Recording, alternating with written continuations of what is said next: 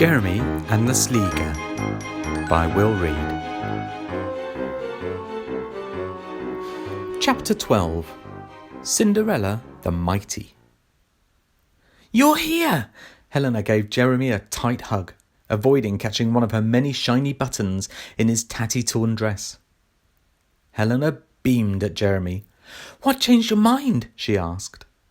Jeremy noticed Cap stitching one of the footman costumes.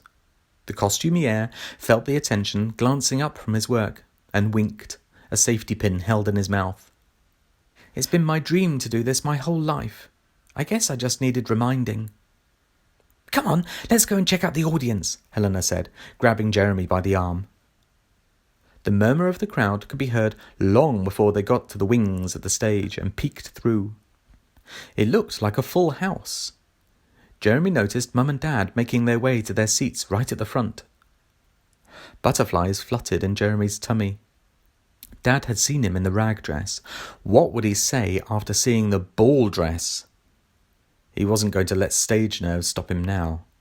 He wasn't the shy boy, too afraid to put up his hand for a part in the play any more. "Are you worried?" he asked Helena. "Just a bit," she said with a nervous laugh. "You'll be amazing. You already are Prince Charming." Helena gave him a curious lopsided smile. A bell rang to indicate 3 minutes left. "Ladies and gentlemen, would you please take your seats? Our production of Cinderella is about to begin." Miss Fairley bustled over. "Right then, Jeremy. What an exciting day you've had. Ready?" Jeremy grinned and nodded. Miss Fairley marched him on stage to his starting position and saw Kirsty walk to hers. He knelt down and picked up his cloth, readying himself for the play to begin. Miss Fairley backed away behind the scenes. The theme music began, and a moment later the curtain went up. The bright lights were hotter than Jeremy had imagined in his daydreams, and he found he couldn't easily make out the people watching him. "Remember to add less pepper to the soup next time, Ella," Kirsty said, putting on a necklace. "Yes, Lady Tremaine," Cinderella said, scrubbing the floor. All the things which had happened to Jeremy, being rejected by others, feeling hurt and different and worthless, all of those experiences he found helped him understand Cinderella. Right at that moment, Cinderella and Jeremy were the same, and when Cinderella triumphed, he would too. The fairy godmother's scene arrived with a deafening bang. Some members of the audience gasped and yelped in surprise. Smoke billowed out and over the edge of the stage. Miss Fairley stepped out, seemingly from nowhere. "Who are you?" Cinderella asked, genuinely shocked by the unexpected loudness of the bang and the billowing smoke. "I am your fairy godmother," she said in a grand voice, before adding in a much more normal one. "And you're not looking like a lady going to a ball, if I might add." "No," Cinderella sighed. "I did make a dress, but it got torn." Whilst they continued the performance, Jeremy mentally prepared for his big transformation, feeling his heart start to thump at its approach. Miss Fairley said his cue line. "There are some mice over there. Quickly dash and get them, my dear. They won't come to any harm, I promise." He darted off stage, passing a girl dressed identically to him, in another Cinderella rag dress and sooty black makeup. It seemed blindingly dark behind the curtain after the bright stage lights. 2 ladies helped him take the rag dress off and wiped at his face with a wet, medicine-smelling wipe. They arranged his petticoat for him to step into, lifted it up and tied it on. The ball dress was stuffed over his head, the wig rammed on, and finally he stepped into the glass slippers. "Ridiculous to have a proper lace-up dress for a quick change," one whispered, tugging at the dress ribbons, whilst the other adjusted his wig and applied makeup. Once done, he stood before them for inspection. "Strike a light.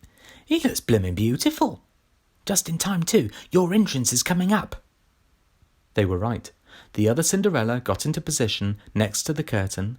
Another bang! More smoke, and Jeremy swapped places with her. As the smoke cleared, there was a gasp from the audience. Jeremy took a few elegant steps forwards. He could just make out the front row of the audience, catching a glimpse of Mum and Dad. Both looked gobsmacked. "Well, don't you scrub up well?" There was gentle laughter from the audience, who obviously agreed. A deep rumble rattled the stage and tinkled people's drinking glasses. Some of the crowd glanced around. Jeremy ignored it, focusing on the fairy godmother, and responded with his line. But Miss Fairlie distractedly wobbled on her heels, steadying herself on some scenery. The noise came again, but this time it was a low boom. The chandelier above the theatre jingled, and some dust gently drifted onto the people below, causing a few of them to look up at it nervously. The children playing the mice scurried off stage. Miss Fairlie tottered to follow, but caught her fairy wings in the scenery. Jeremy looked about himself, unsure what to do. Another boom, louder this time, knocked some pictures from the wall, sending them smashing to the ground. The audience rose. A few members were already leaving their seats. All of them froze in fascinated horror when they saw what was on the wall next to the stage.